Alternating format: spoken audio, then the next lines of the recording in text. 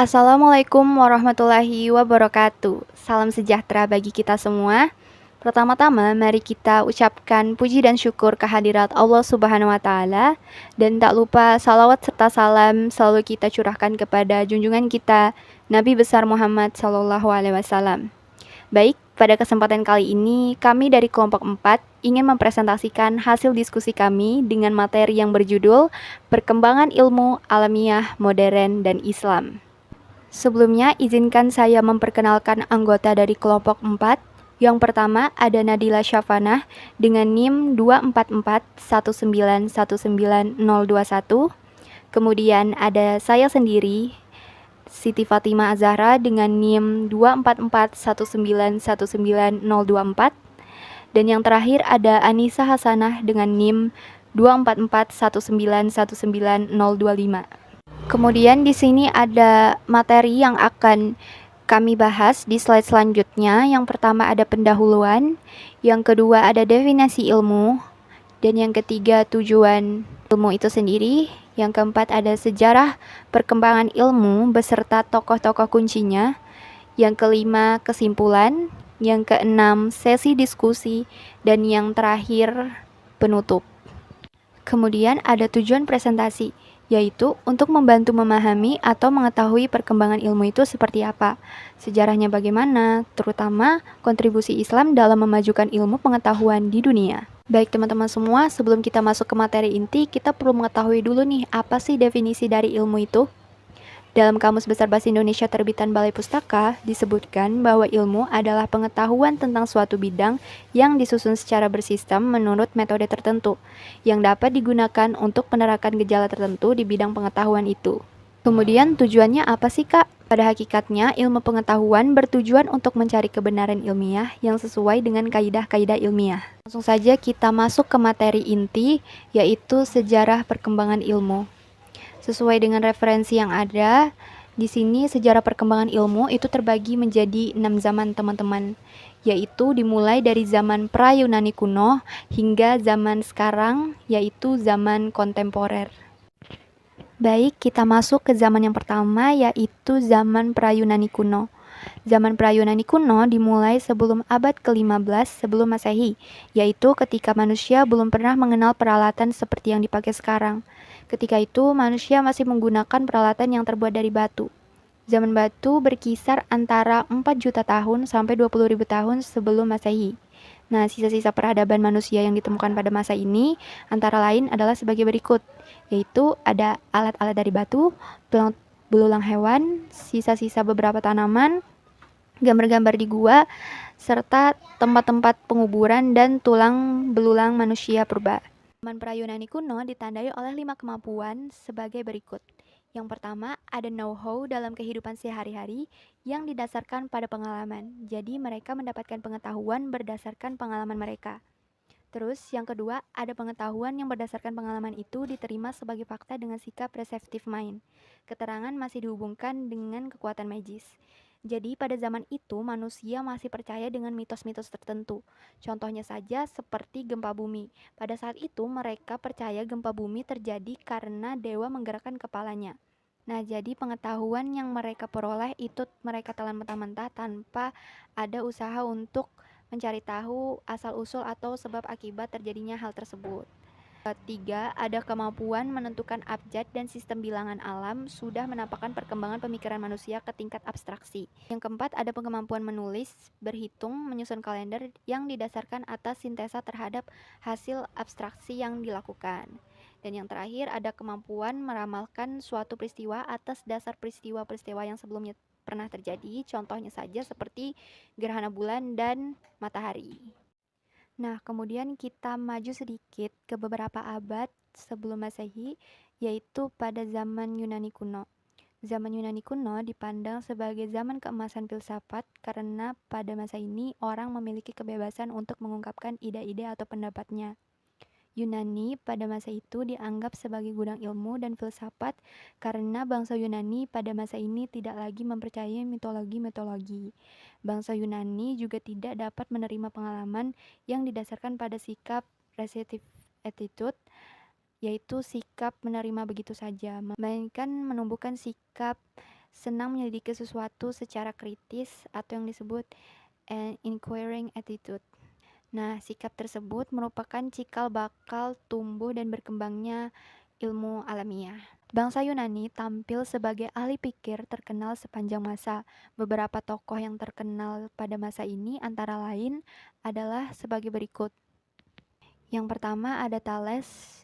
Thales menyatakan bahwa air adalah zat utama yang menjadi dasar segala materi.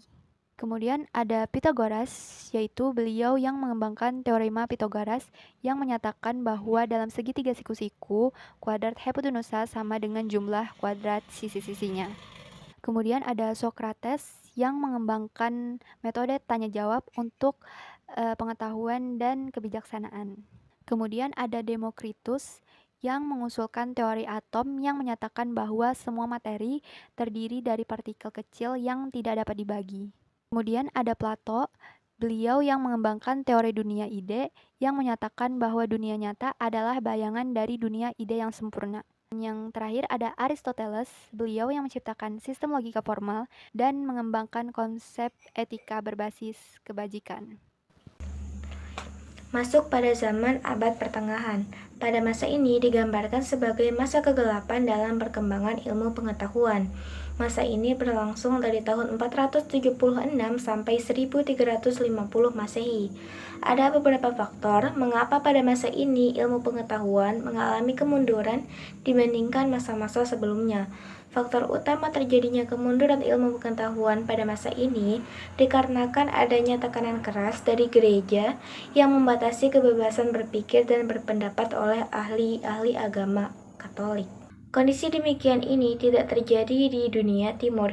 Di timur, terutama pada abad ke-8 sampai 13 Masehi, justru tradisi nalar kritis dan kerja-kerja ilmu pengetahuan begitu tampak sangat par excellence.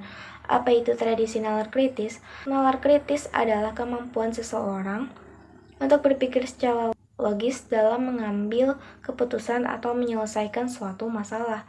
Sedangkan par excellence adalah istilah pujian yang berarti terbaik dari yang lain, unggul, atau di atas segalanya.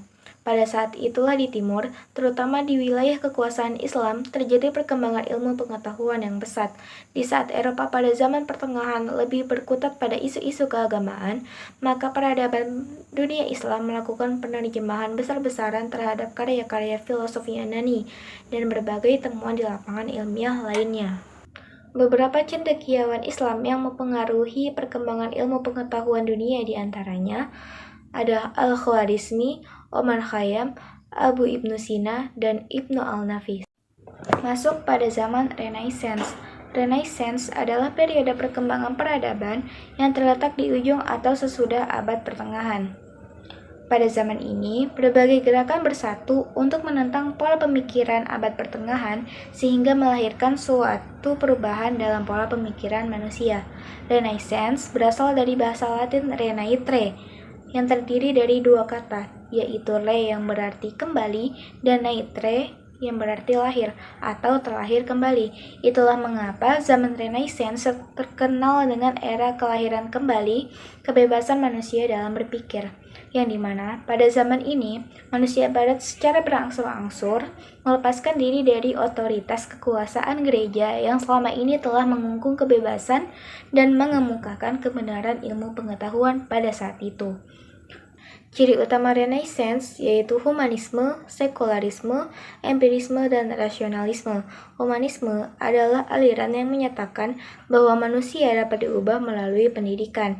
Sekularisme adalah aliran yang menyatakan pemisahan antara manusia dan Tuhan dalam segala aspek kehidupan. Empirisme adalah paham yang menyatakan bahwa sumber pengetahuan adalah berasal dari pengalaman manusia. Kemudian rasionalisme adalah paham yang menyatakan bahwa sumber pengetahuan berasal dari akal atau rasio. Pada masa ini, manusia sudah mengandalkan akal atau rasio dan pengalaman atau empiris dalam merumuskan pengetahuan. Sains berkembang karena semangat dan hasil empirisme, sementara Kristen semakin ditinggalkan karena semangat humanisme. Pada masa ini, pemikiran manusia mulai bebas dan berkembang. Ilmu pengetahuan yang maju pada masa ini adalah astronomi. Berikut tokoh yang terkenal pada masa ini.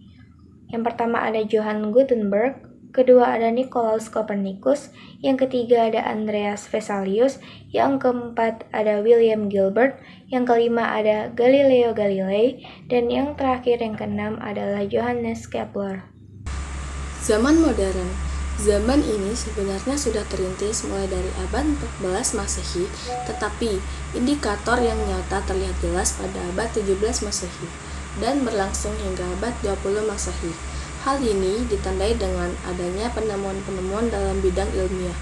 Menurut Slamet Iman Santoso, ada 3 sumber pokok yang menyebabkan berkembangnya ilmu pengetahuan di Eropa dengan pesat, yaitu hubungan antara kerajaan Islam di Semenanjung Liberia dengan negara Perancis. Terjadinya perang salib dari tahun 1100 sampai 1300 dan jatuhnya Istanbul ke tangan Turki pada tahun 1453. Aliran-aliran yang muncul pada zaman modern beserta tokoh-tokohnya, yaitu ada aliran rasionalisme, ada René Descartes, Spinoza, Leibniz. Selanjutnya aliran empirisme, ada Francis Bacon, Thomas Hobbes, John Locke, David Hume, dan aliran kritisisme, ada Immanuel Kant. Selain ketiga aliran itu, juga akan diketengahkan aliran-aliran besar lainnya yang ikut berperan mengisi lembaran filsafat modern, yaitu aliran materialisme, ada Ludwig Feuerbach dan Karl Marx. Selanjutnya, aliran positivisme, ada Auguste Comte. Aliran fenomenologi, ada Edmund Husserl dan Max Scheler. Aliran eksistensialisme, ada Martin Heidegger dan Søren Kierkegaard. Dan aliran pragmatisme, ada William James dan John Dewey. Selanjutnya, zaman kontemporer. Perkembangan ilmu pengetahuan pada zaman kontemporer ditandai dengan kemajuan yang sangat pesat, terutama dalam penemuan teknologi canggih. Perkembangan ini berimplikasi pada perubahan peradaban manusia. Zaman kontemporer adalah fase perkembangan ilmu yang terakhir, setelah fase pra-Yunani kuno, zaman pertengahan, dan zaman Renaissance. Istilah kontemporer berarti pada waktu yang sama atau pada masa kini. Istilah ini juga bisa disebut dengan semasa, sewaktu, atau dewasa ini. Berikut adalah beberapa tokoh filsafat barat pada zaman kontemporer, yaitu Hannah Arendt, Robert Nozick, Thomas Kuhn, Chantal Mouffe, Martha Nussbaum, Alasdair MacIntyre, Peter Singer, Nikolai Berdyaev, Peter Paul Verbeek, dan Paul Freire. Kesimpulannya, yaitu perkembangan ilmu pengetahuan merupakan perjalanan panjang umat manusia yang berawal dari pertanyaan serta pemikiran hingga penemuan-penemuan canggih yang berpengaruh terhadap kemajuan saat ini, dari ide-ide dasar di zaman kuno hingga teknologi mutakhir sekarang. Ilmu terus berkembang, berkontribusi terhadap peningkatan kualitas hidup dan mengubah cara kita melihat dunia. Jadi itu tadi materi singkat yang telah kami jelaskan mengenai perkembangan ilmu dari zaman pra-Yunani kuno sampai zaman kontemporer. Apabila ada yang kurang jelas atau ingin ditanyakan, kami persilakan. Terakhir, kami memohon maaf sebesar-besarnya atas segala kekurangan dalam penyampaian materi ini. Terima kasih, semoga bermanfaat. Wassalamualaikum warahmatullahi wabarakatuh.